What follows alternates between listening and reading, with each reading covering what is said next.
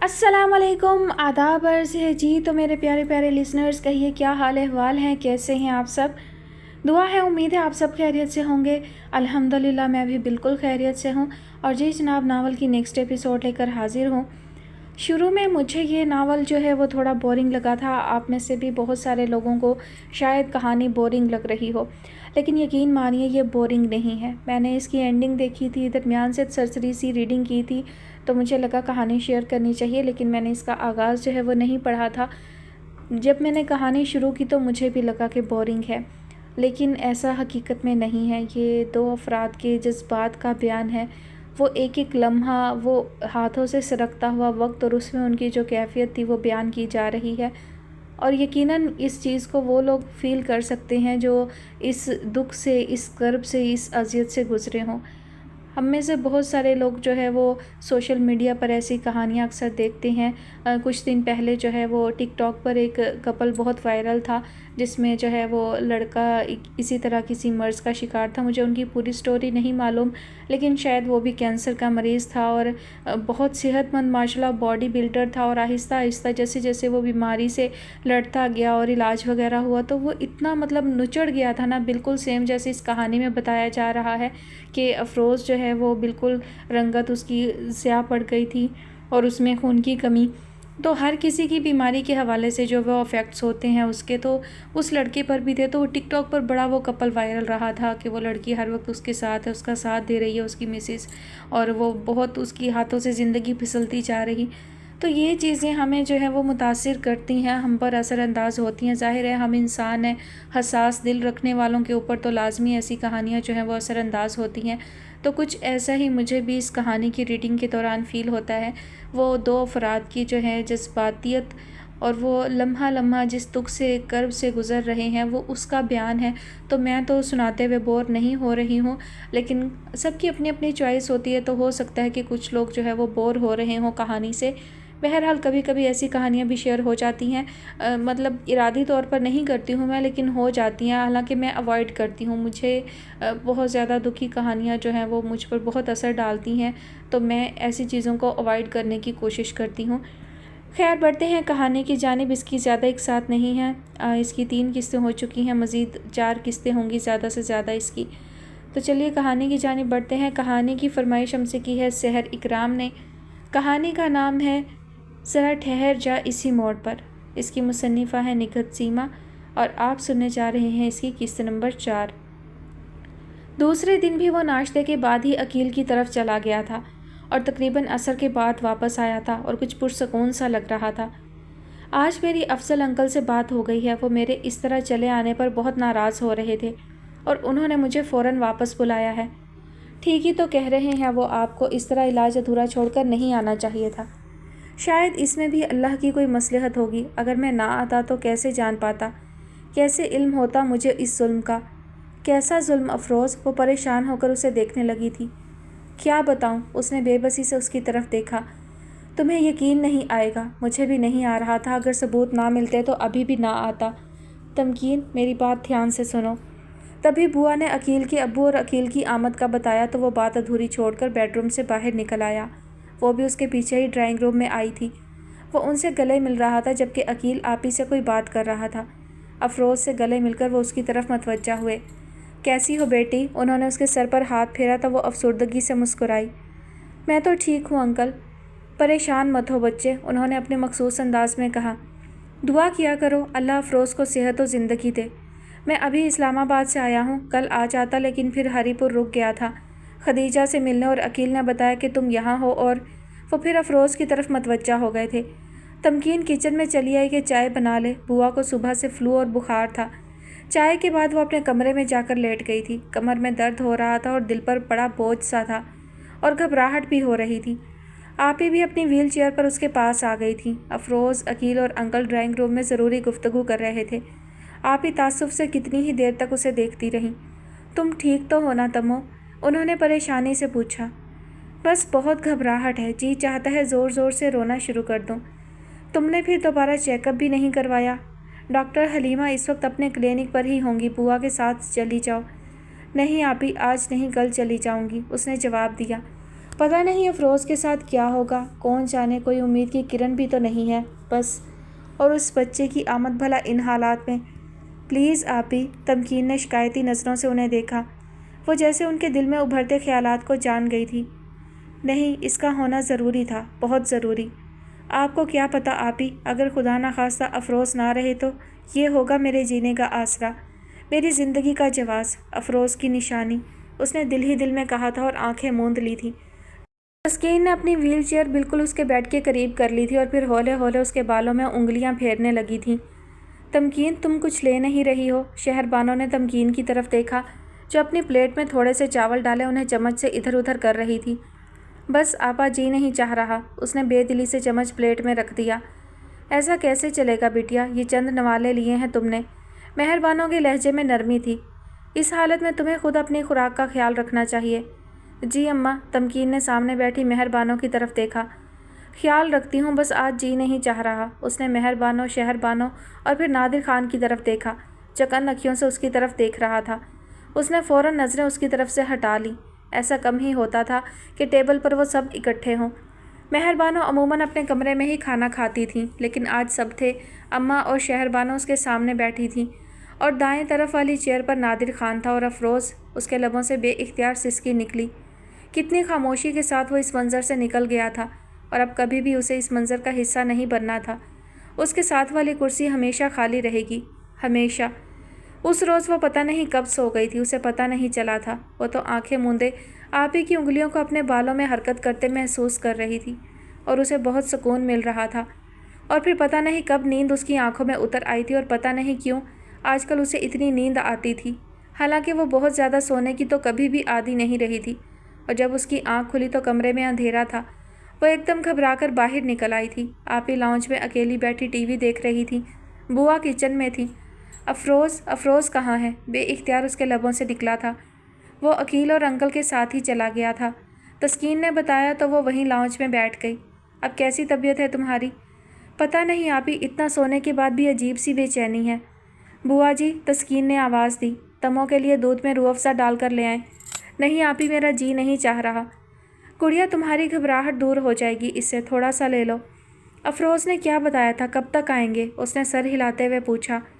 کچھ نہیں کہا تھا، تمہارا پوچھ رہا تھا۔ میں نے بتایا کہ سو رہی ہے تو کہنے لگا میں انکل اور عقیل کے ساتھ جا رہا ہوں۔ بوا دودھ لے آئی تھی۔ گھونٹ گھونٹ دودھ پیتے ہوئے وہ مسلسل افروز کے متعلق سوچتی رہی تھی۔ افروز کافی دیر سے آیا تھا اور اس نے کھانا بھی نہیں کھایا تھا۔ سوری آپی، مجھے ذرا بھی بھوک نہیں ہے، آپ لوگ پلیز کھانا کھا لیں، میں آرام کروں گا، کچھ تھکاوٹ سی ہو رہی ہے۔ دودھ بھجوا دوں افروز؟ آپی نے شفقت سے پوچھا۔ نہیں آپی، پلیز کچھ بھی نہیں، اور ہاں، صبح میں عقیل کے ساتھ اسلام آباد اور پھر وہاں سے ہی لاہور چلا جاؤں گا۔ تمکین کے ویزے کا پتہ کرنا ہے اور اپنا بھی ٹکٹ وغیرہ کروانا ہے اور پھر شوکت خانم سے چیک اپ کروانا ہے۔ آپی پلیز میرے لیے بہت دعا کریں کہ اللہ مجھے صرف چند سال اور زندگی کے دے دے، زیادہ نہیں، صرف چند سال۔ مجھے بہت ڈر لگ رہا ہے کہ میرے بعد کہیں۔ اللہ تمہیں بہت لمبی زندگی دے افروز، میرا تو رواں رواں تمہارے لیے دعا کرتا ہے، میرے اختیار میں ہو تو میں اپنی زندگی تمہیں دے دوں۔ ان کی آواز بھر آ گئی۔ افروز محبت سے ان کے ہاتھوں کو آنکھوں سے لگا کر اپنے کمرے میں چلا گیا تھا اور جب وہ کھانا کھا کر کمرے میں آئی تو وہ آنکھوں پر بازو رکھے سو رہا تھا۔ افروز، اس نے آہستہ سے اس کے بازو پر ہاتھ رکھا تو افروز نے بازو ہٹا کر آنکھیں کھول کر اسے دیکھا۔ اس کی آنکھیں سرخ ہو رہی تھیں۔ سوری افروز، میں نے آپ کو جگا دیا۔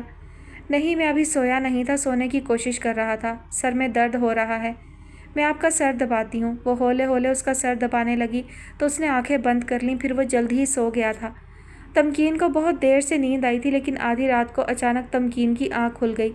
افروز گہرے گہرے سانس لے رہا تھا۔ افروز، اس نے گھبرا کر اس کے بازو پر ہاتھ رکھا۔ افروز کی پیشانی پسینے سے تر ہو رہی تھی اور ہونٹ بالکل سفید ہو رہے تھے۔ افروز، اس نے قدرے اونچی آواز میں اسے پکارا۔ افروز نے کچھ کہنے کے لیے لب کھولے تھے لیکن کچھ کہہ نہیں سکا تھا، بس بے بسی سے اس کی طرف دیکھ کر رہ گیا تھا۔ آپی، وہ دروازہ کھول کر باہر کی طرف بھاگی۔ آپی، تمو، افروز نے پوری طاقت صرف کر کے اسے آواز دی۔ اس نے پلٹ کر اسے دیکھا تو افروز اسے ہی دیکھ رہا تھا۔ افروز، وہ اس کے قریب آ گئی، اس کے ہونٹ ہولے ہولے ہل رہے تھے۔ تمکین نے بہت غور سے سنا، وہ کہہ رہا تھا میرا وقت آ گیا ہے شاید۔ نہیں آپی، وہ چیخی اور پھر چیختے ہوئے باہر نکل گئی۔ آپی اور بوا جاگ گئی تھیں۔ بوا نے فوراً ہی عقیل کو فون کیا تھا۔ آپی اس کے ساتھ ہی کمرے میں آئی تھیں۔ افروز، انہوں نے اس کے بازو پر ہاتھ رکھا تھا۔ تمکین رو رہی تھی اور بار بار اس کے لبوں سے نکل رہا تھا، نہیں نہیں افروز، آپ مجھے چھوڑ کر نہیں جا سکتے، نہیں۔ افروز نے آنکھیں کھول کر تسکین کی طرف دیکھا۔ اس کی آنکھوں میں بے بسی اور حسرت تھی۔ پھر عقیل، اس کے ابو امی سبھی آ گئے تھے۔ میں نے ایمبولینس کے لیے فون کر دیا ہے، اسپتال لے چلتے ہیں۔ ڈاکٹر کو بھی میں نے احتیاطاً فون کر دیا ہے، آ رہے ہیں۔ افروز بیٹا حوصلہ کرو۔ ماموں اس کا ہاتھ تھامے اسے تسلی دے رہے تھے، لیکن وقت پورا ہو چکا تھا۔ اس نے ایک ہچکی لی اور پھر اس کی آنکھیں بند ہو گئیں۔ شاید بی پی لو ہو گیا ہے بوا، پلیز اپریٹس دیں، عقیل نے بلند آواز میں کہا تھا۔ وہ ساکت بیٹھی تھی۔ بی پی اپریٹس پر بی پی نہیں آ رہا تھا۔ ماموں جان نے افروز کی نبض پر ہاتھ رکھا، اٹھا لیا، اور اب وہ عقیل سے کچھ کہہ رہے تھے، لیکن اسے کچھ سنائی نہیں دے رہا تھا۔ وہ خالی خالی آنکھوں سے افروز کو دیکھ رہی تھی۔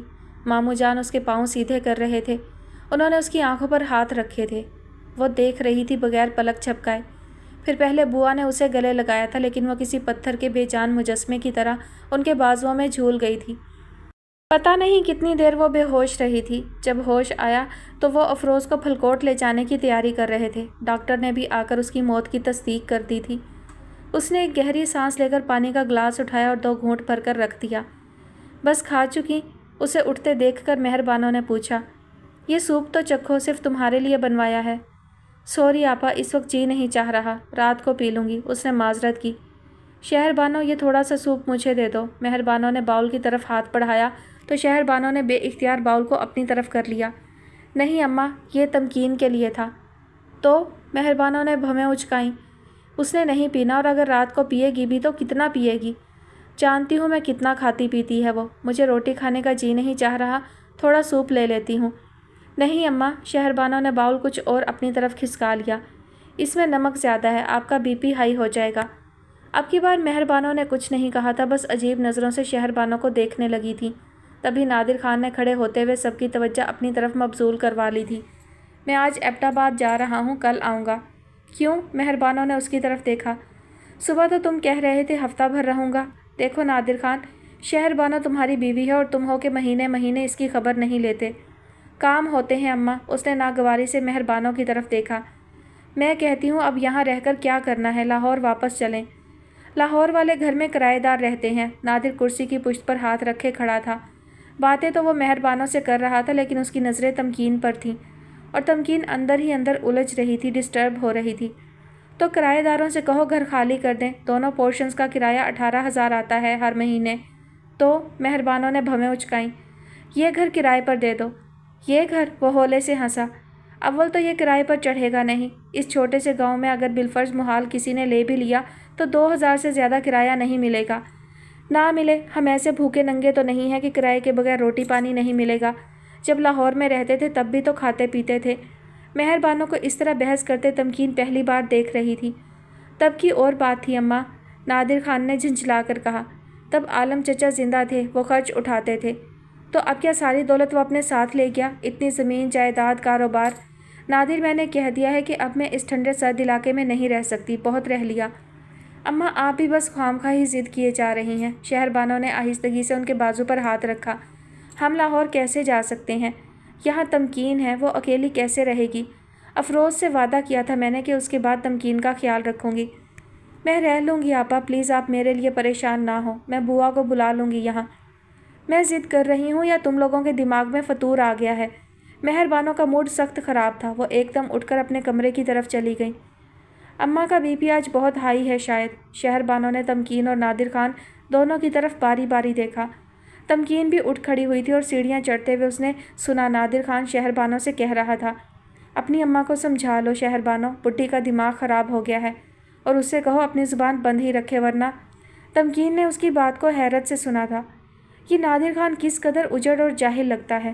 اپنے بیڈ پر نیم دراز ہوتے ہوئے اس نے سامنے کلاک کی طرف دیکھا۔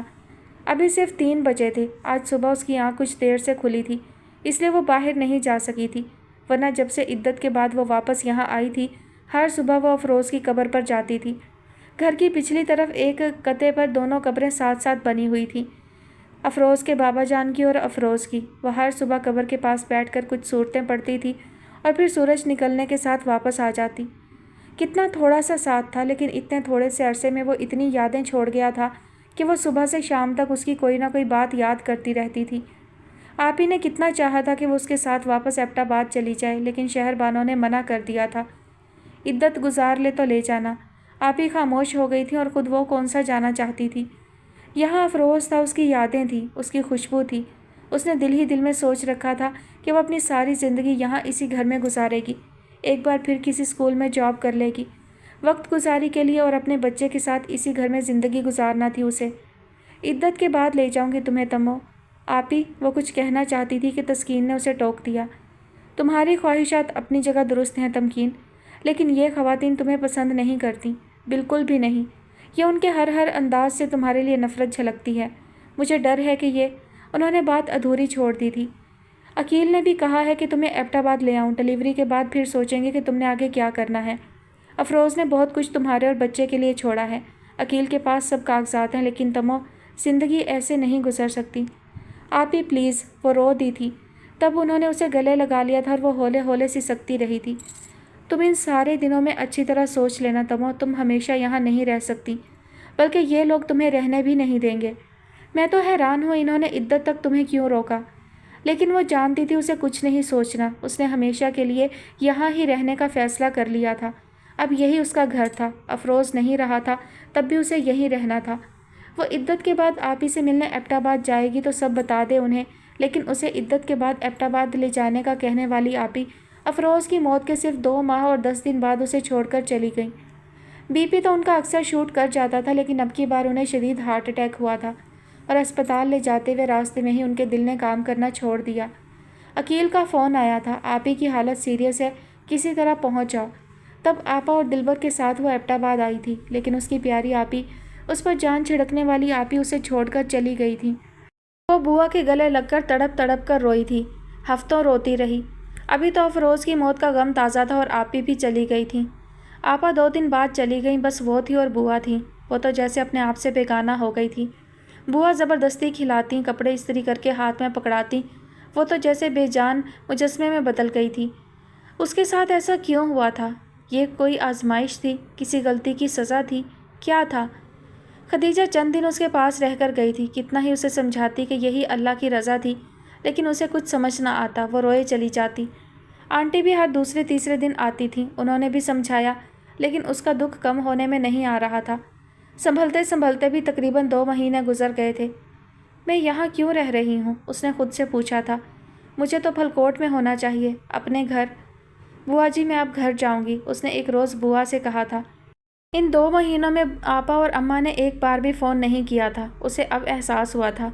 بوا، آپا یا اماں کا فون نہیں آیا؟ بٹیا، تم جب یہاں آئی تو عدت میں تھیں، تمہاری آپا کہہ گئی تھیں کہ اب عدت کے باقی دن تم یہاں ہی رہنا۔ انہیں پسند نہیں تھا کہ عدت میں پھر تم گھر سے نکلو۔ 2-3 دن باقی ہیں تمہاری عدت میں، چلی جانا۔ اچھا، تبھی عقیل اور انکل ادھر نہیں آتے تھے، اس نے جیسے اپنے آپ سے کہا تھا۔ ہاں بیٹا، باہر سے تو عقیل میاں روز ہی خیریت پوچھ کر جاتے ہیں۔ افروز، اس نے سسکی لی۔ سب کچھ کتنی جلدی جلدی ہو گیا۔ جولائی میں افروز کی بیماری کا پتہ چلا تھا جب وہ کاکان سے واپس آئے تھے۔ وہ زندگی سے کس قدر نا امید تھا۔ پھر اگست میں لاہور میں اپنے آنگن میں کھلنے والے پھول کی خبر پا کر اس نے زندگی کی لگن ایک بار پھر اپنے اندر محسوس کی تھی۔ ستمبر اور پھر اکتوبر، صرف 2 ماہ بعد وہ کتنی خاموشی سے چلا گیا تھا۔ یہاں اسی گھر، اسی کمرے میں اس نے آخری سانس لی تھی۔ وہ اکتوبر کی 8 تاریخ تھی۔ اسے تو دوبارہ واپس امریکہ جانا تھا اور اس کی آنکھوں میں آنسو آ گئے تو بوا نے اسے گلے لگا لیا تھا اور کتنی ہی دیر وہ ان کے گلے لگے سسکتی رہی تھی۔ اگلی صبح اچانک ہی آپا دلبر کے ساتھ آ گئی تھی۔ وہ اپنے کمرے میں لیٹی تھی جب بوا نے اسے آپا کی آمد کا بتایا تھا۔ وہ یکدم اٹھ کھڑی ہوئی تھی۔ آپا آئی تھیں، آپا کو اس کا خیال تھا، آخر کو وہ ان کے سوتیلے بھائی کی بیوی تھی اور افروز نے کیسے انہیں سگی بہنوں کا سا مان دے رکھا تھا۔ آپا لاؤنج میں بیٹھی تھیں، وہ بے اختیار ان کی طرف بڑھی تھی، لیکن آپا تو حیرت سے آنکھیں پھاڑے اسے دیکھ رہی تھیں۔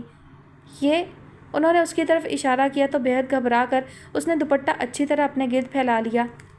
یہ… آپا اتنا حیران سی کھڑی تھی کہ اس سے ملنا بھی بھول گئی تھی۔ اور تم نے ذکر تک نہیں کیا؟ ان کی پیشانی پر ناگواری سی شکنیں سی پڑی تھیں۔ اور نہ ہی افروز نے۔ ہم کوئی تمہارے دشمن تھے؟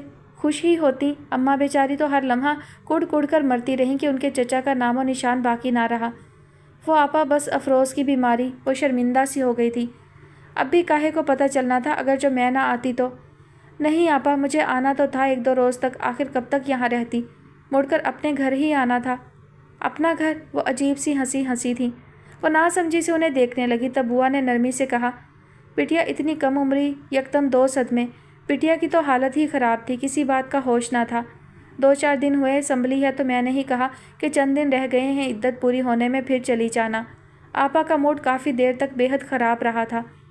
میں تو آئی تھی کہ پتہ کروں کہ افروز نے تمہارے نام بھی کچھ کیا ہے، پہاڑ سی زندگی کیسے گزرے گی؟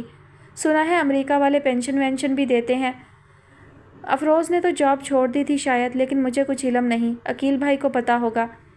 تو عقیل نے اتنے دنوں میں آ کر نہیں بتایا تمہیں؟ آپا کا انداز ہنوز وہی تھا۔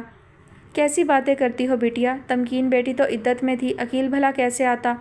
او ہاں اچھا۔ وہ کچھ دیر بعد چلی گئی تھیں۔ تمکین ان کے رویے پر حیران ہوتی رہی تھی۔ کیا آپا نہیں چاہتی کہ میں وہاں آؤں؟ اس نے بوا سے پوچھا تھا۔ سچ تو یہ ہے کہ تم نے اب وہاں جا کر کرنا بھی کیا ہے؟ وہاں کون ہے تمہارا؟ وہ جس سے رشتہ تھا وہی نہیں رہا۔ میں تو کہتی ہوں اپنا سامان لے کر یہاں ہی آ جاؤ۔ میں جب تک ہوں تمہارے ساتھ ہوں، آس پاس سب برسوں سے جاننے والے ہیں۔ لیکن بوا وہ میرا گھر ہے، افروز کہتے تھے وہ اسے میرے نام کر دیں گے، اور مجھے تو وہاں ہی رہنا ہے، ہمیشہ اپنے بچے کے ساتھ۔ بڑی لمبی حیاتی ہے پتر۔ بوا ایک ٹھنڈی سانس لے کر رہ گئی تھی۔ عقیل اور انکل بھی اس کے وہاں اکیلا جا کر رہنے کے حق میں نہیں تھے۔ بہتر ہے کہ اپنا سامان وغیرہ لے کر واپس آ جاؤ، انکل نے کہا تھا۔ عقیل اور بوا تمہارے ساتھ چلے جائیں گے، ایک دن رک جاؤ مزید تو۔ وہ خاموش رہی تھی۔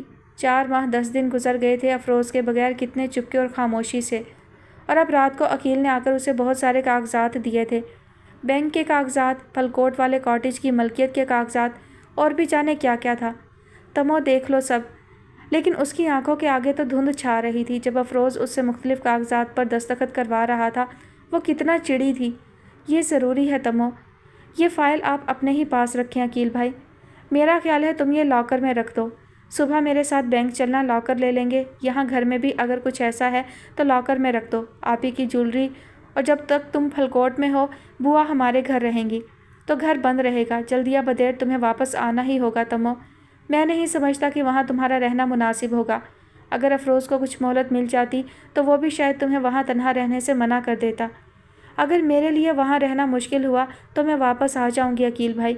اس کی آواز بھرا گئی تھی، اور اگلے روز جب وہ بینک سے واپس آئی تو آپا آئی ہوئی تھیں۔ میں تمہیں لینے آئی ہوں تمکین۔ آج ان کا رویہ سراسر بدلا ہوا تھا۔ وہ بہت محبت اور گرم جوشی سے ملی تھیں، اور اس کے بچے اور اس کی صحت کے لیے تشویش کا اظہار کیا تھا۔ پھر وہ ان کے ساتھ واپس آ گئی۔ اپنے بیڈ روم میں آ کر کتنی ہی دیر تک وہ ساکت بیٹھی رہی تھی۔ آنکھوں کے سامنے سے کتنے ہی منظر گزر گئے تھے۔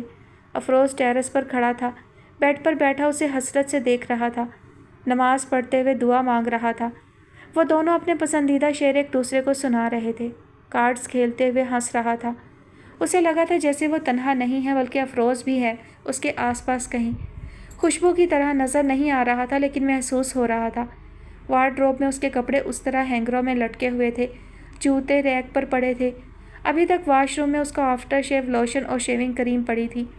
افروز کے بعد جو 2 ماہ 10 دن وہ یہاں رہی تھی، اس نے کسی بھی چیز کو اپنی جگہ سے نہیں ہٹایا تھا، اور اب بھی سب ویسا ہی تھا۔ اس کے بعد بھی شاید کسی نے اس کے کمرے کو نہیں چھیڑا تھا۔ گو لندن بی بی نے بتایا تھا کہ 2-3 بار اس نے اس کمرے کی صفائی کی تھی۔ لندن بی بی سے ہی اسے پتہ چلا تھا کہ آپا اور مہربانہ اس کے ایبٹ آباد جانے کے بعد لاہور چلی گئی تھیں، اور ہفتہ بھر پہلے ہی واپس آئی تھیں۔ آپا نے تو کوئی ذکر نہیں کیا تھا۔ وہ وارڈروب کا پٹ تھامے کتنی ہی دیر تک اس کے کپڑوں کو دیکھتی رہی تھی، چھو چھو کر محسوس کرتی رہی۔ اتنا مختصر ساتھ تھا، لیکن بے شمار یادیں تھیں۔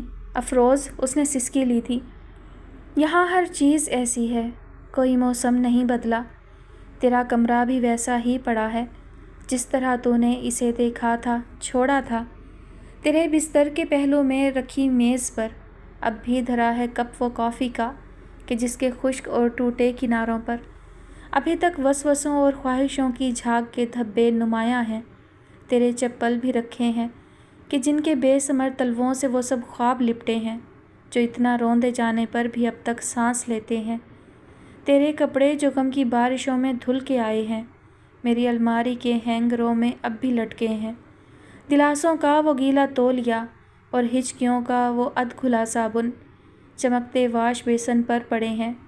سب کچھ ویسا ہی ہے، لیکن تم نہیں ہو۔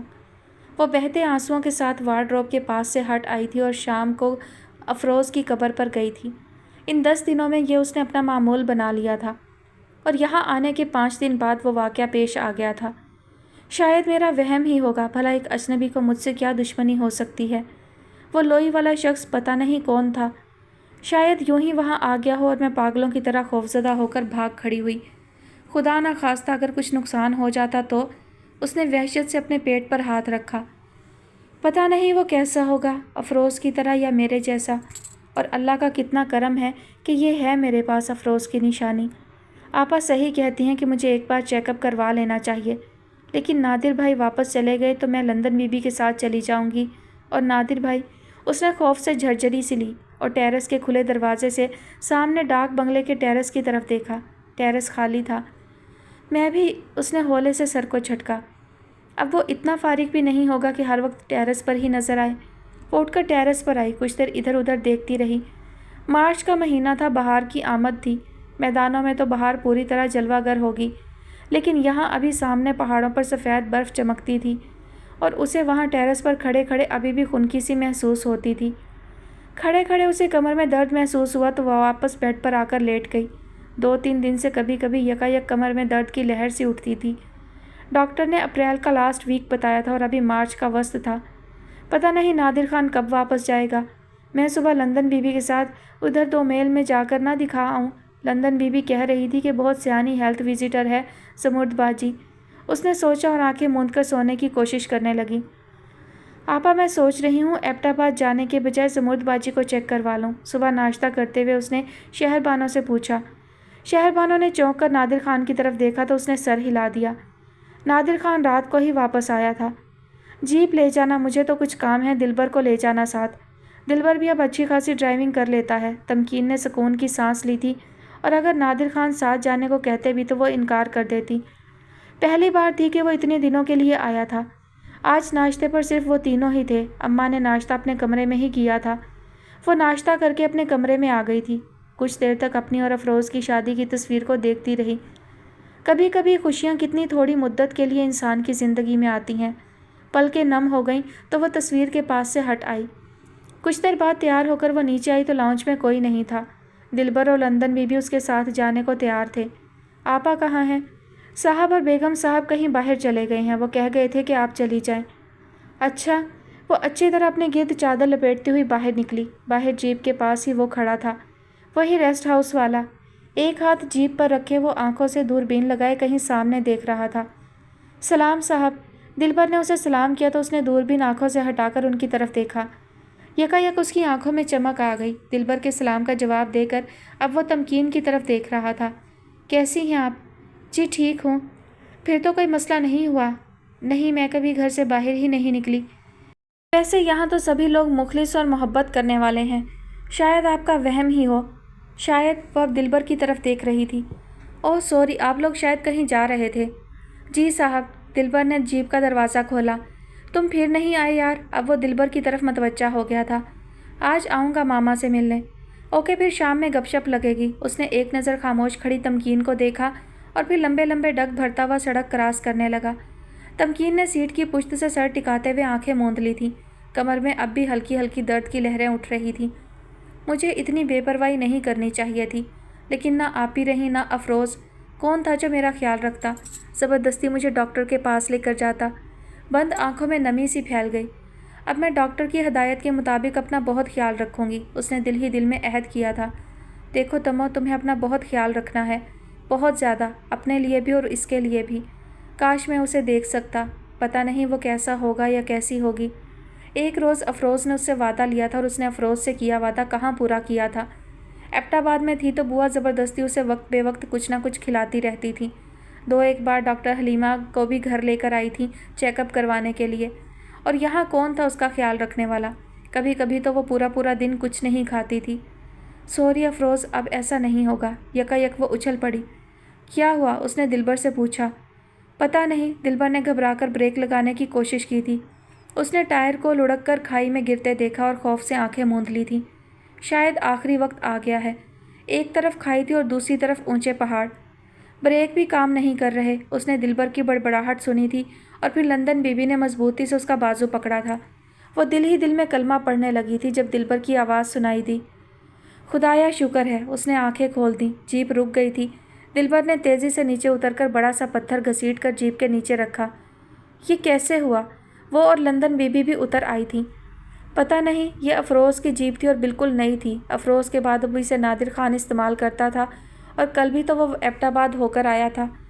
تم نے چیک نہیں کی تھی جیپ؟ نہیں، دلبر شرمندہ ہوا۔ صاحب نے کہا تھا سب ٹھیک ہے۔ ابھی وہ یہاں کھڑے سوچ ہی رہے تھے کیا کریں کہ پھلکوٹ کی طرف سے ایک جیپ آتی دکھائی دی جو ذرا فاصلے پر رک گئی اور پھر اس میں سے دانیال مرزا اتر کر قریب آ گیا۔ خیریت؟ دلبر نے اسے تفصیل بتائی تو اس نے قریب آ کر گاڑی کا جائزہ لیا، بریک چیک کیے اور معنی خیز انداز میں سر ہلاتا ہوا اس کی طرف متوجہ ہو گیا۔ لگتا ہے قسمت آپ پر بہت ہی مہربان ہے میم، ورنہ تو جس طرح… خیر اللہ کا شکر ادا کریں، گھر جا کر کچھ صدقہ ودقہ دے دیں اور پلیز آپ کہاں جا رہی ہیں میں آپ کو پہنچا دیتا ہوں۔ آپ کہاں جا رہے ہو صاحب؟ بڑی مہربانی ہوگی ہم کو بھی لے جاؤ تو، تمکین کے بجائے لندن بی بی نے جواب دیا۔ میں جا تو ایبٹ آباد رہا ہوں لیکن آپ کو جہاں جانا ہے وہاں پہنچا دوں گا۔ ہمیں تو صاحب 2 میل جانا ہے زمرد باجی کے اسپتال تک، بس وہاں اتار دینا۔ تمکین خاموش کھڑی تھی۔ آئیے پلیز۔ تمکین نے ایک نظر دلبر کی طرف دیکھا۔ آپ جائیں بی بی، میں ادھر جیپ کا کچھ کرتا ہوں۔ اسپیئر ویل تو ہوگا؟ تمکین کو خاموش دیکھ کر اس نے پوچھا۔ جی صاحب، لیکن صاحب آپ نے تو ادھر سے ہی جانا ہے، ہمارا بی بی کو لے جاؤ، ہم جیپ واپس لے جائے گا، ہم اب بی بی کو نہیں لے کر جائے گا اس جیپ میں، ڈر گیا ہم۔ پلیز آپ کیا سوچ رہی ہیں؟ میں کوئی ڈاکو لٹیرا نہیں ہوں، ایک معزز شخص ہوں۔ آ جاؤ بی بی صاحب۔ لندن بی بی نے بھی کہا تو وہ خاموشی سے جیپ میں بیٹھ گئی۔ میں… جیپ سٹارٹ کرتے ہوئے اس نے ذرا سا مڑ کر پیچھے دیکھا۔ میرا نام دانیال مرزا ہے، میں یہاں چلغوزوں پر تحقیق کرنے آیا ہوں۔ پہلے بھی کچھ لوگ آئے تھے، چلغوزوں کے درخت تیزی سے ضائع ہو رہے ہیں تو اس کی کیا وجہ ہے اور کیا ہم ان درختوں میں اضافہ کر سکتے ہیں؟ ایک خاص قسم کا کیڑا لگ رہا ہے ان کو۔ تمکین نے صرف سر ہلا دیا۔ خدا نے واقعی کرم کیا تھا، لیکن کیا قسمت اس پر مہربان تھی؟ اگر ایسا ہوتا تو افروز کیوں جاتا؟ آپ ہی بھی یوں اسے تنہا چھوڑ کر نہ جاتی، وہ سوچ رہی تھی۔ اسے خاموش دیکھ کر دانیال مرزا بھی خاموش ہو گیا تھا۔ 2 میل پہنچ کر اس نے لندن بی بی سے زمرد باجی کے اسپتال کا پوچھا۔ بس جی ہمیں یہاں ہی اتار دو، اڈے پر ہم چلے جائیں گے، آپ اپنا راہ کھوٹا نہ کرو، لندن بی بی نے کہا تو تمکین نے اپنی چادر کو اچھی طرح لپیٹا۔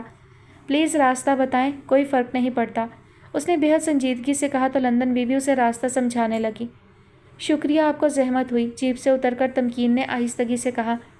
مجھے بالکل زحمت نہیں ہوئی میم، میں نے یہاں سے ہی گزرنا تھا۔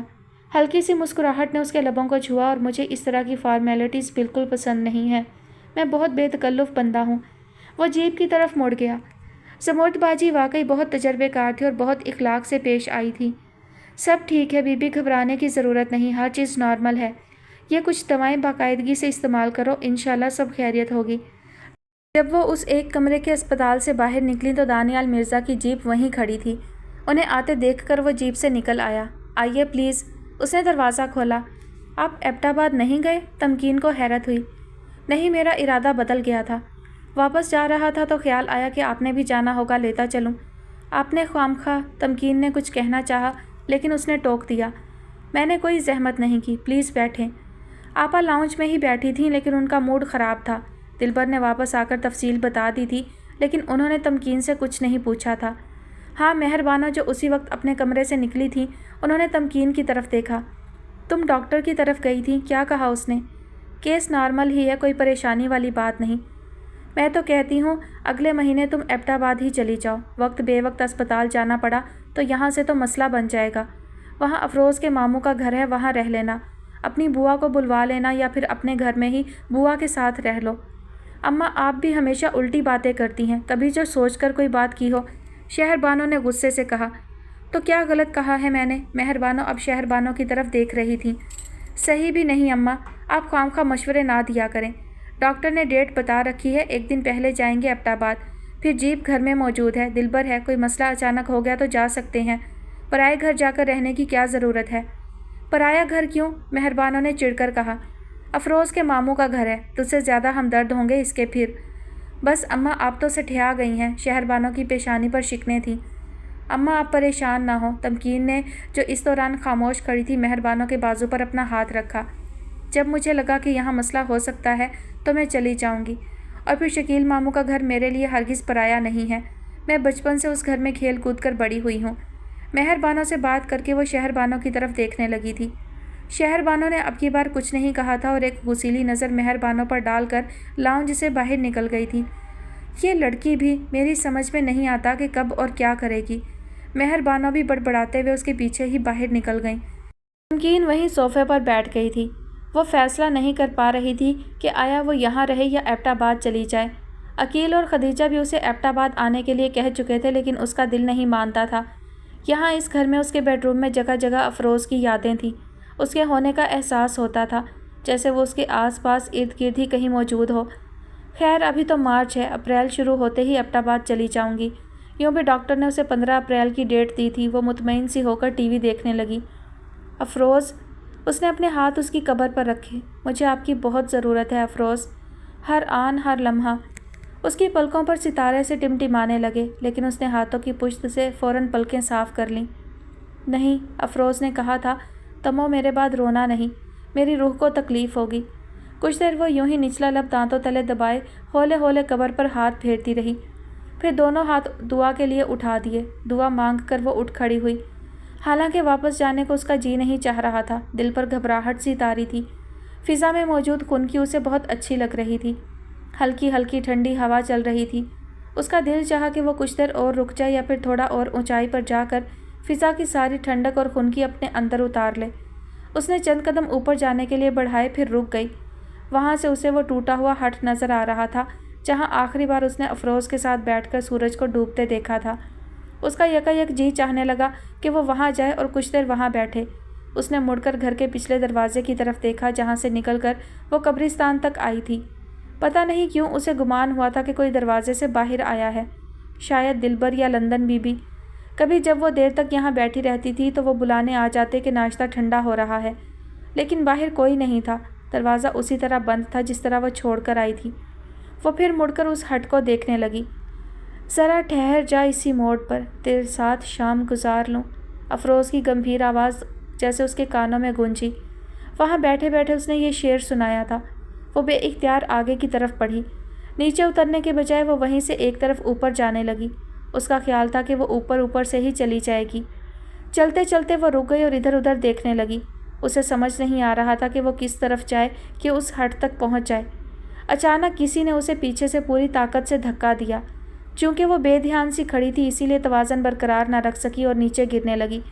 غیر ارادی طور پر اس کے حلق سے چیخیں نکل رہی تھیں اور اس کے ساتھ پتھر بھی لڑک رہے تھے۔ آخری بات جو اس نے محسوس کی تھی وہ خون کی چپچپاہٹ تھی۔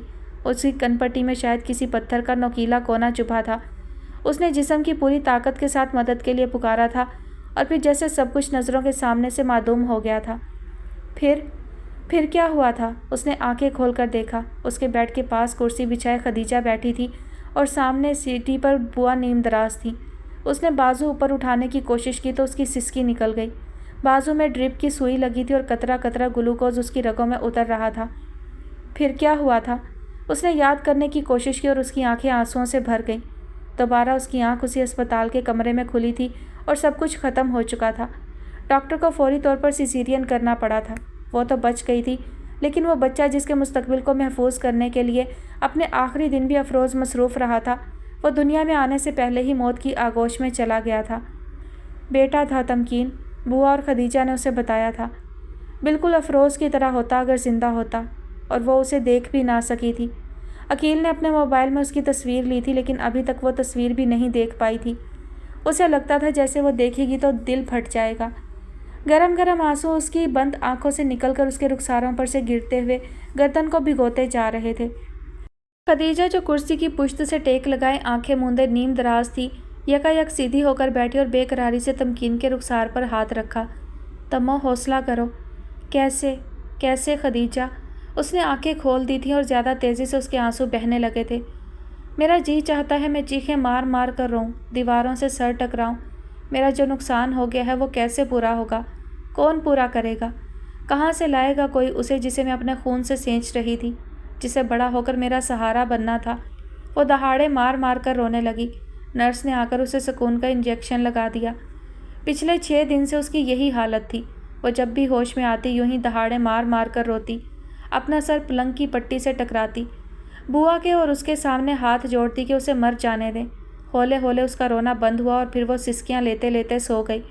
خدیجہ اس کے بازو پر ہاتھ رکھے تعصب سے اسے دیکھ رہی تھی۔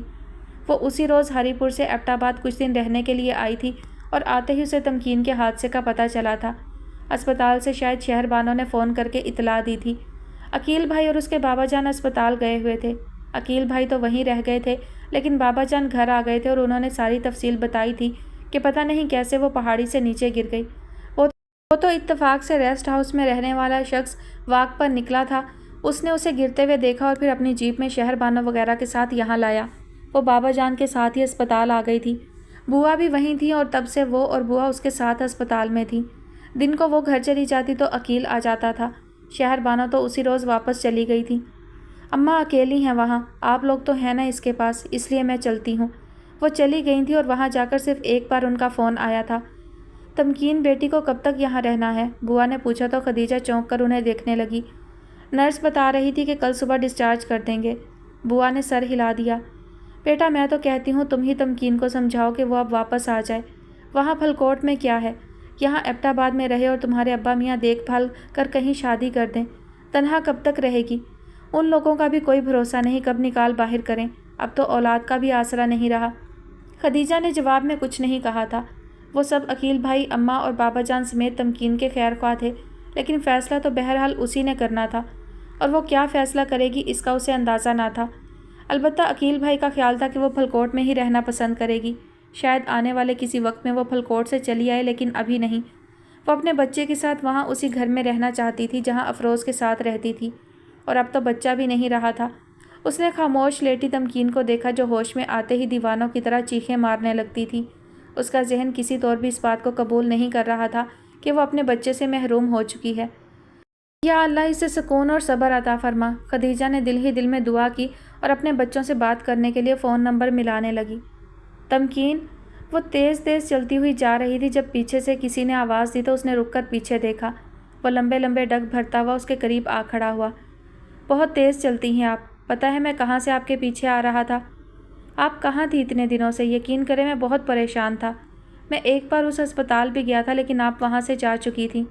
دلبر نے بتایا کہ آپ ابھی ایبٹ آباد میں ہی ہیں، وہاں غالباً آپ کے کوئی عزیز رہتے ہیں۔ آپ کیسی ہیں اب؟ مجھے اس حادثے کا بہت افسوس ہے، میں جانتا ہوں چند لفظ ایک ماں کے دل کے زخم نہیں بھر سکتے، لیکن میں آپ سے اپنے دکھ کا اظہار کرنا چاہتا تھا۔ وہ اس کی بات سنے بغیر مسلسل تیز تیز بولتا جا رہا تھا۔ بہت شکریہ کہ آپ نے میرے لیے سوچا، اور اس کا بھی شکریہ کہ آپ مجھے ایبٹ آباد تک لائے، لیکن کاش آپ مجھے نہ لے جاتے۔ جب وہ نہیں رہا تھا تو مجھے کیا کرنا تھا جی کر؟ اس نے تڑپ کر تمکین کو دیکھا۔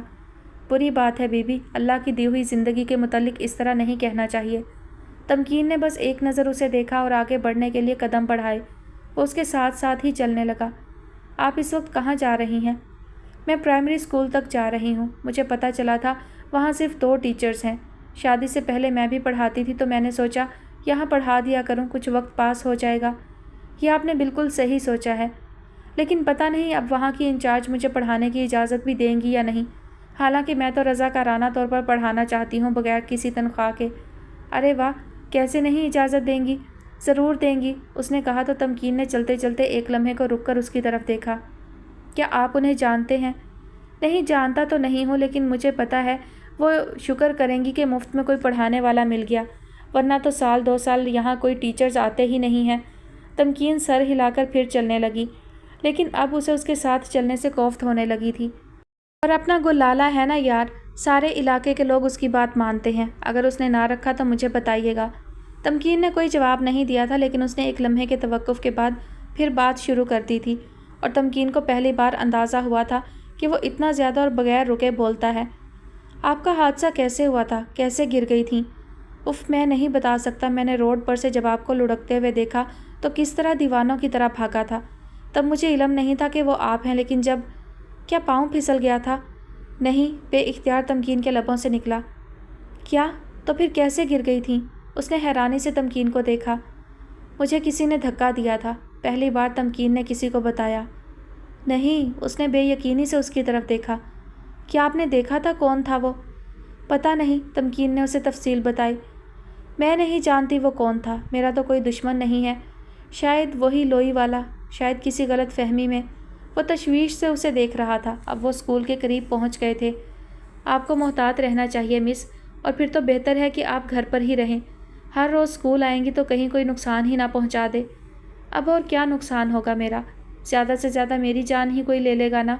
तो मेरा तो जितना बड़ा नुकसान हो गया है उसके बाद सब बेमानी है। उसकी आवाज़ भरा गई। ये ज़िंदगी आपके पास अल्लाह की अमानत है और इसकी हिफाजत करना आपका फ़र्ज़ है। एक तल्ख सी मुस्कुराहट ने लम्हा भर के लिए उसके लबों को छुआ और फिर मादूम हो गई। उसकी बात का जवाब दिए बगैर स्कूल के अहाते का दरवाज़ा खोलकर अंदर दाखिल हो गई, जहां उसका इस्तकबाल खुशदिली से किया गया। उस प्राइमरी स्कूल में बच्चियों की तादाद 100 के करीब थी और इंचार्ज के अलावा सिर्फ 2 टीचर्स और थीं।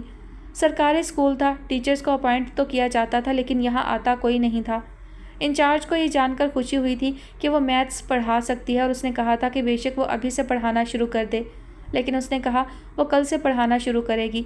उसे अभी आपा और अम्मा को भी बताना था। जब से वो वापस आई थी, आपा कितनी ही बार उसे जितला चुकी थी कि सिर्फ उसकी बेपरवाही की वजह से शाह आलम की नस्ल ख़त्म हो गई थी।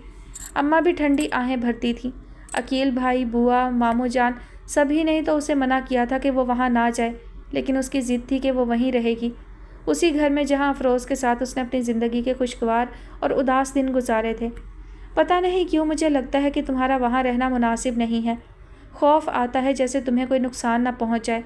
अपने आखिरी 2 दिनों में अफरोज़ तुम्हारी और बच्चे की हिफाजत के लिए बहुत परेशान था। वो तुम्हारे लिए यहाँ एबटाबाद में ही घर लेना चाहता था, लेकिन मौत ने उसे मोहलत ना दी। अभी उसने मुझसे खुलकर बात नहीं की थी, लेकिन उसकी बातों से अंदाज़ा हुआ था मुझे कि वो बहुत मुतफक्किर है और उसे डर है कि कहीं कोई उसकी अदम मौजूदगी में तुम्हें नुकसान ना पहुँचा दे। हाँ, उन्होंने मुझसे कहा था एक बार कि मैं नादिर भाई से मोहतात रहूं, तो मैं मोहतात रहती हूँ। यूँ भी वो बहुत कम फलकोट आते हैं। उसने अकील भाई को मुतमईन करने की कोशिश की थी, लेकिन वो ज़रा भी मुतमईन ना हुए थे। गो उससे बहस नहीं की थी, क्योंकि वो जानते थे कि इस वक्त वो जिस दुख से दो चार है, इसमें उसे कुछ कहना उसके लिए बाइस अज़ियत ही होगा। बड़ी मुश्किल से तो वो संभली थी। बुआ को साथ ले जाओ, और यहाँ हमारे घर का ख्याल कौन रखेगा? किराए पर चढ़ा देते हैं। अम्मा और आपा एतराज़ ना करें। वो घर तुम्हारा है तमो, फिर बुआ का इस दुनिया में कौन है? यहाँ अकेले बहुत घबराती हैं, अकील भाई ने समझाया। हाँ, लेकिन मैं पहले आपा से बात कर लूँ। उसने बात ख़त्म कर दी थी, लेकिन यहाँ आकर अभी तक वो शहरबानों से बात नहीं कर सकी थी। वो बेध्यानी में सर झुकाए अहाते का दरवाज़ा खोलकर बाहर निकल आई थी और अब सर झुकाए घर की तरफ चल पड़ी थी जब वो तेज़ तेज़ कदम उठाता हुआ उसके करीब आ गया। क्या हुआ, इंचार्ज ने रख लिया ना? आप यहाँ कहाँ से आ गए? उसने हैरत से उसे देखा। मैं वहाँ पत्थर पर बैठा आपके बाहर आने का इंतज़ार कर रहा था कि आप आ जाएं तो आपको घर तक पहुँचा दूँ। कहीं वो... क्यों? क्या आप खुदाई फौजदार हैं? और फिर मुझे तो हर रोज़ आना है यहाँ। और क्या आप हर रोज़ मुझे छोड़ने और लेने आते रहेंगे? आप इजाज़त दे तो मैं हर रोज़ ये काम कर सकता हूँ। वो मुस्कुराया। आपने जो बताया है उसके बाद तो मेरा फ़र्ज़ बनता है कि मैं आपको बाहिफाजत स्कूल पहुँचा दिया करूँ। किस रिश्ते से आपका फ़र्ज़ बनता है मिस्टर? तानियाल मिर्ज़ा। उसने ज़रा सा सर खम किया। और जहाँ तक रिश्ते की बात है तो हर इंसान का दूसरे इंसान से कोई ना कोई रिश्ता ज़रूर होता है। आप बोलते बहुत हैं। तमकीन के अंदाज़ में नागवारी साफ महसूस हो रही थी, लेकिन वो भी किसी ढीठ मिट्टी से बना हुआ था। मेरे बाबा भी कहते थे यार, अपनी गुफ्तगू में कोई कॉमा, ब्रेक, फुल स्टॉप भी लगा लिया कर, लेकिन मैं... खैर, आप परेशान ना हो, आज से मैं कम बोलने की प्रैक्टिस शुरू कर दूँगा। आप कम बोलें या ज़्यादा भला मुझे क्या? तमकीन चिढ़ सी गई थी। बचा फरमाया आपने, आपको क्या, लेकिन मेरी आदत है, मैं मुस्तकबिल की प्लानिंग भी कर लिया करता हूँ। तमकीन ने उसकी बात पर ध्यान नहीं दिया था। उसकी तवज्जो कुछ फासले पर जाने वाली पहाड़ी लड़की की तरफ हो गई थी जो गोद में चंद माह का बच्चा उठाए हुए थी।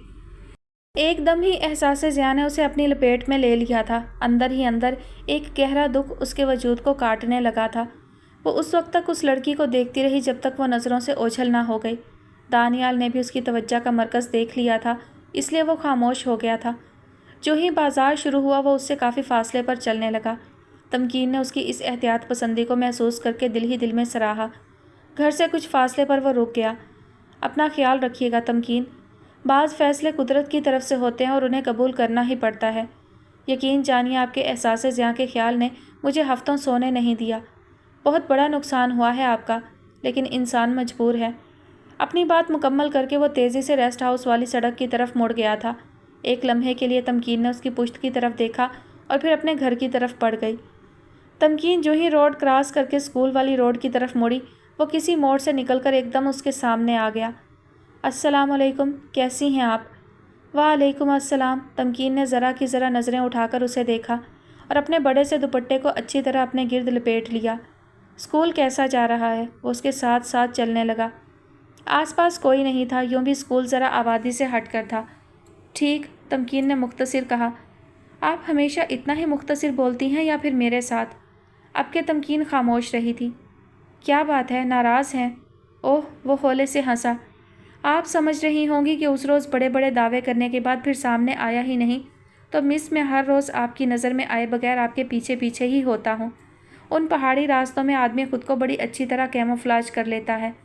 تمکین کے قدم ایک لمحے کے لیے رک گئے اور اس نے کسی قدر حیرت سے اسے دیکھا۔ سچی بات ہے، مجھے آپ سے ڈر لگتا تھا کہ کہیں سامنے آیا تو آپ کان پکڑ کر واپس بھیج دیں گی کہ مجھے خدائی فوجدار بننے کی ضرورت نہیں۔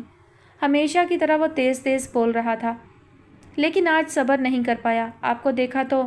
اس نے بے حد گہری اور اشتیاق بھری نظر اس پر ڈالی اور اس کے اس طرح دیکھنے پر تمکین پزل سی ہوئی، لیکن اپنی کیفیت چھپانے کے لیے طنزیہ انداز میں بولی، آپ کی تحقیق کیا اب تک مکمل نہیں ہوئی؟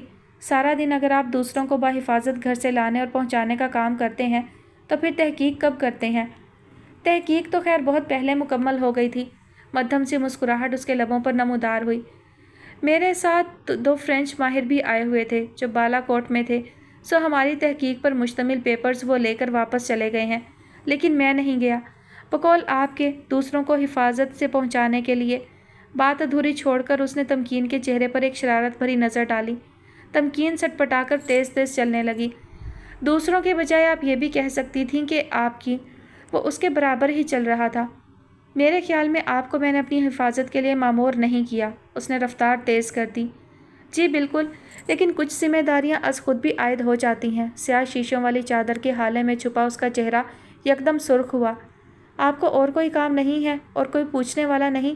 بیوی، بچے، ماں باپ جو اتنے عرصے سے یہاں اجنبی جگہ پر پڑے ہیں۔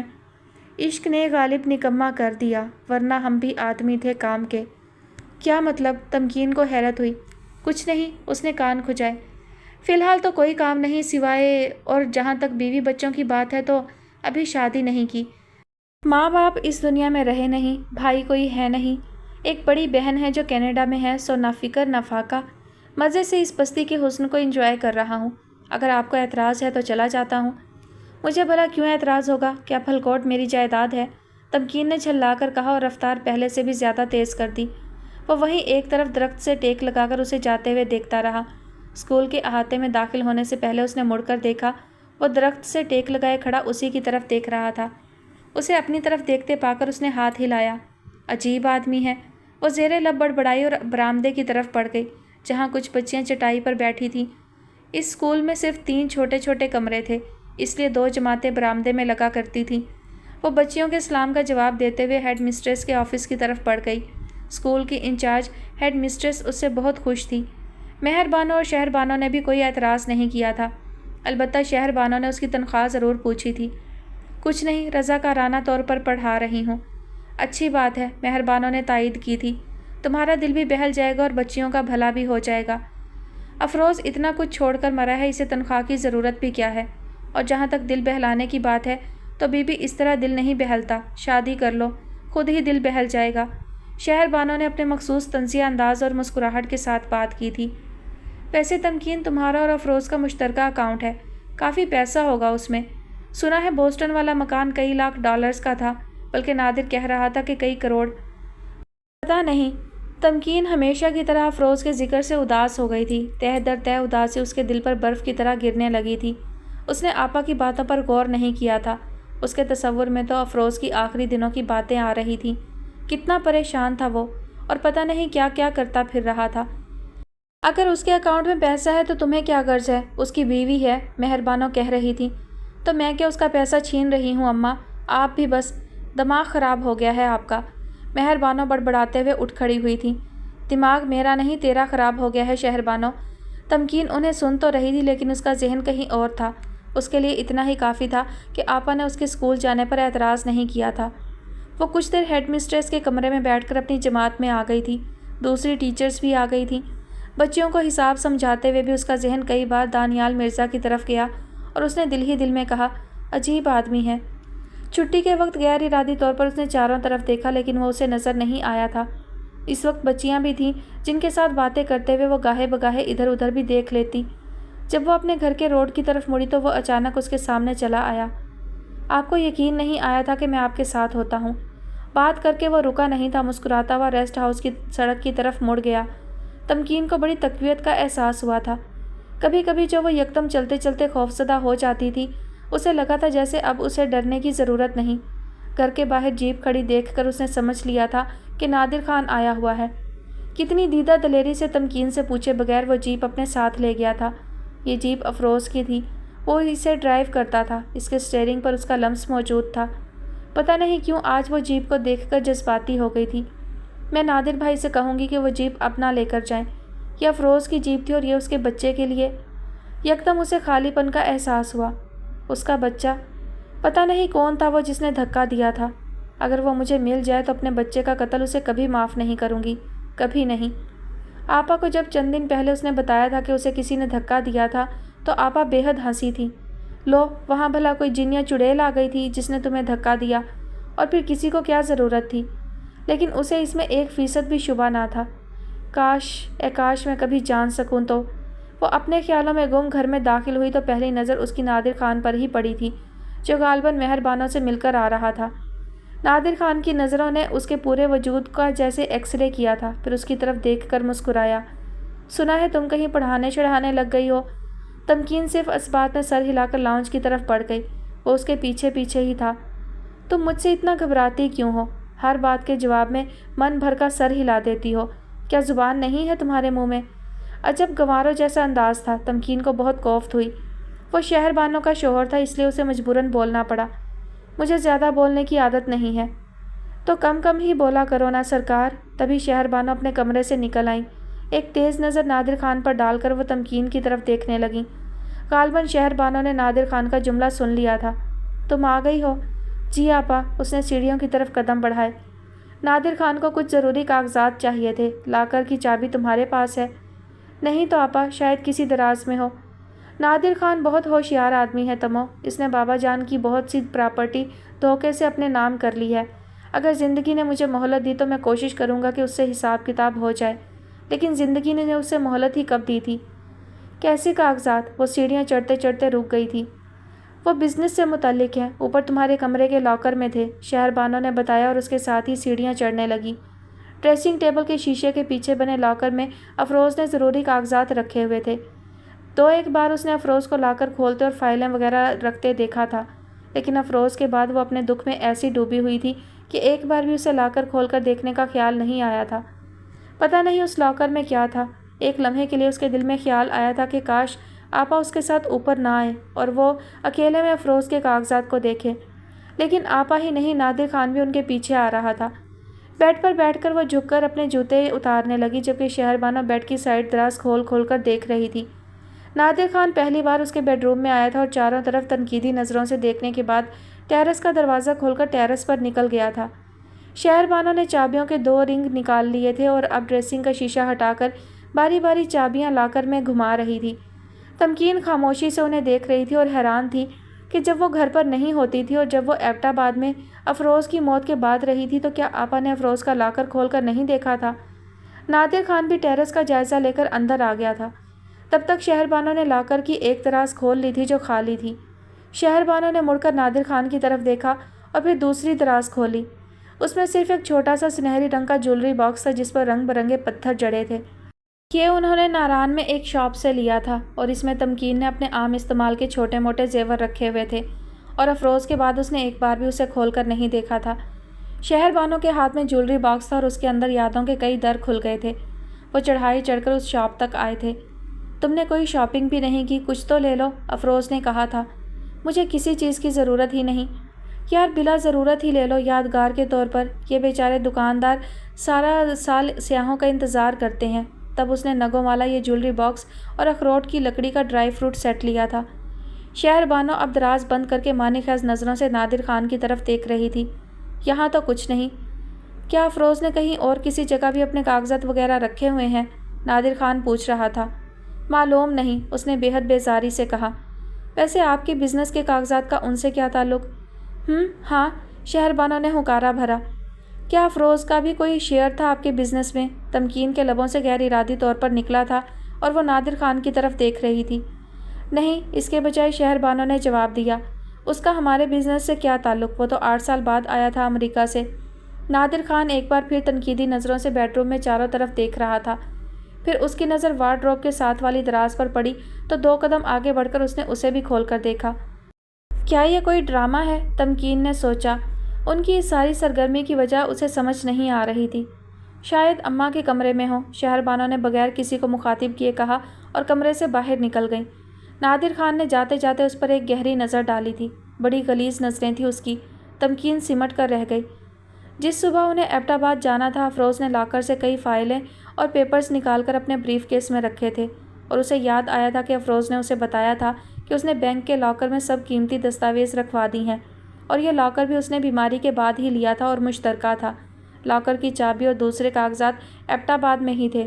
اب جب کبھی وہ ایبٹ آباد گئی تو اپنے زیورات بھی لاکر میں رکھ دے گی، اس نے سوچا، اور بیڈ سائڈ ٹیبل پر رکھا جولری باکس اٹھا لیا جسے آپا وہیں چھوڑ گئی تھی۔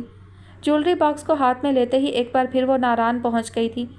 اگر یہاں اس پر ایک ہی رنگ کے پتھر جڑے ہوتے تو زیادہ خوبصورت نہ ہوتے، افروز نے کہا تھا۔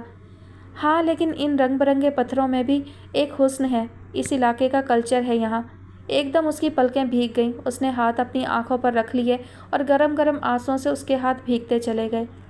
جی تو ڈیئر لسنرز، آج کی ایپیسوڈ کا اختتام ہوتا ہے یہیں پر، اور مجھے ایسا لگتا ہے کہ دانیال مرزا جو ہے وہ وہی شخص ہے جس سے جو ہے وہ تمکین کے والد نے رشتہ طے کیا تھا۔ ایسا مجھے خیال آتا ہے، ایسا مجھے فیل ہو رہا ہے۔ دیکھتے ہیں کہ آگے آگے کیا ہوتا ہے۔ اپنا بہت سارا خیال رکھیے گا، مجھے اپنی دعاؤں میں یاد رکھیے گا۔ اللہ حافظ۔